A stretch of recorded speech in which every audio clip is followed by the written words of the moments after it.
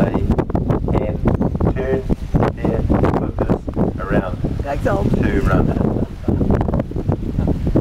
They can actually, they can turn their flippers around. Kijk dan, yes. They can run frightfully fast, these seals. 20 kilometres an hour.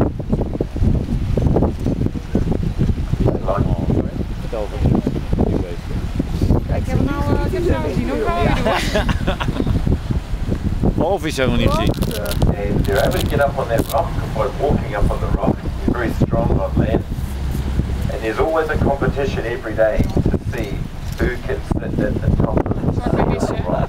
Ja.